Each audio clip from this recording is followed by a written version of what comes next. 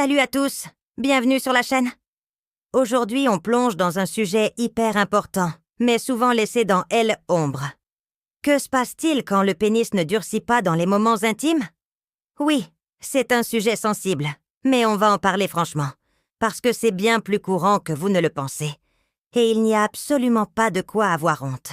Restez jusqu'à la fin, car on ne va pas seulement décortiquer les faits, on va aussi explorer des théories fascinantes sur les raisons de ce phénomène et comment y faire face. Si ce contenu vous plaît, n'oubliez pas de mettre un pouce bleu et de vous abonner. Ça nous aide à faire passer ce message à plus de monde. Commençons par les bases.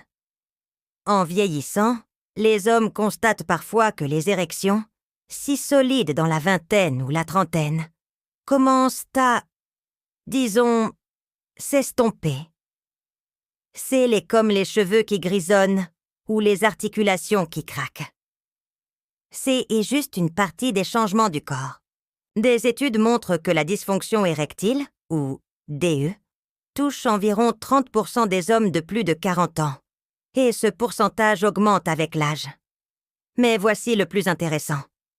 Ce n'est pas toujours une question d'âge. Il y a tout un tas de facteurs en jeu, et on va les décrypter ensemble. D'abord, parlons science. Les érections dépendent de la circulation sanguine, et tout ce qui perturbe ce flux, comme le diabète, l'hypertension ou des problèmes cardiaques, peut compliquer les choses. Ensuite, il y a l'aspect mental. L'anxiété est un véritable tue-l'amour. Selon des études psychologiques, la pression de performer peut plonger votre cerveau dans une spirale d'inquiétude, envoyant des signaux au corps pour couper l'excitation. Vous êtes déjà resté bloqué dans vos pensées? C'est votre esprit qui sabote l'instant. Mais là, ça devient captivant. Et si la dysfonction érectile était plus qu'un problème physique? Et si c'était un signal de quelque chose de plus grand?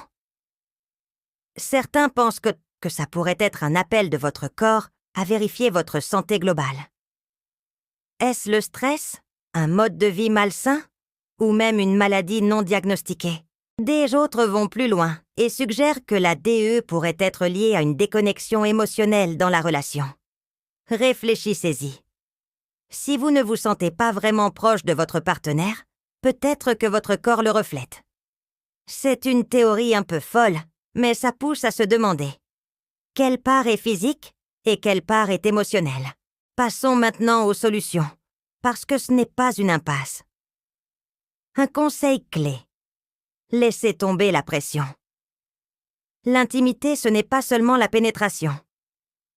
De longs câlins, des caresses, des baisers profonds ou même des massages sensuels peuvent créer une connexion bien plus profonde que vous ne l'imaginez. imaginé. J'y ai entendu une histoire incroyable à propos de 5 couples. Appelons-les Mario et sa femme, mariés depuis plus de 30 ans. Quand Mario a commencé à avoir des problèmes d'érection, il était dévasté, rongé par la honte. Mais sa femme, avec une sagesse que seuls les ans confèrent, lui a dit « Chérie, notre amour ne se mesure pas à ça. » Ensemble, ils ont commencé à explorer d'autres façons d'être proches, comme redécouvrir le pouvoir du toucher et de l'affection. Et leur relation est devenue encore plus forte. N'est-ce pas inspirant? Côté médical, il existe des options comme le sildenafil.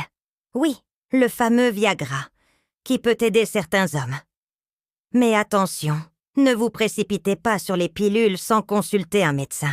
La dysfonction érectile peut parfois être un signal d'alerte de problèmes de santé plus graves. Donc, un bilan est essentiel. Il y a aussi les thérapies psychologiques. Un thérapeute spécialisé en sexualité peut aider les couples à affronter ce changement en équipe, pour que personne ne se sente coupable ou insuffisant. Et voici une autre théorie qui me trotte dans la tête. Et si la société rendait tout ça plus difficile que nécessaire? On est bombardé de messages liant la masculinité à la performance sexuelle.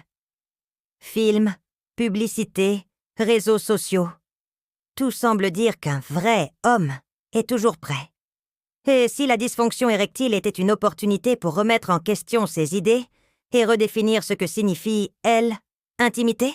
Imaginez un monde où l'amour et la connexion ne se mesurent pas à la rigidité d'un pénis, mais à la profondeur des sentiments.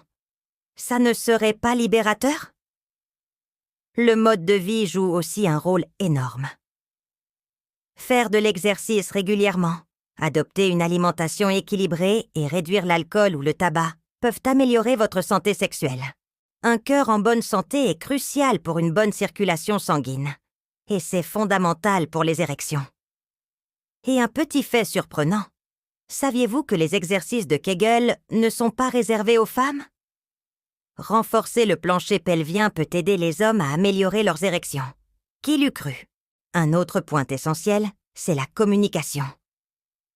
Parler ouvertement avec votre partenaire de ce qui se passe peut tout changer. Parfois, le silence crée plus de distance que le problème lui-même. Imaginez ce scénario. Un couple qui est ensemble depuis des années fait face à la DE et, au lieu de l'ignorer, il décide de s'asseoir, de discuter et même d'en rire un peu. Peut-être qu'ils découvrent qu'ils veulent surtout passer plus de temps à se connecter autrement, comme partager un dîner romantique ou se blottir devant un film. L'intimité, c'est bien plus que le physique. C'est le respect, l'affection et la complicité qui se construisent avec le temps.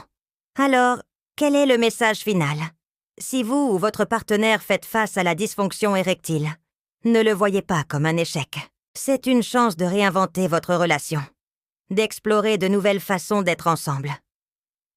Peut-être que ça passe par des conversations plus profondes, des soirées remplies de rires ou simplement être enlacés en silence.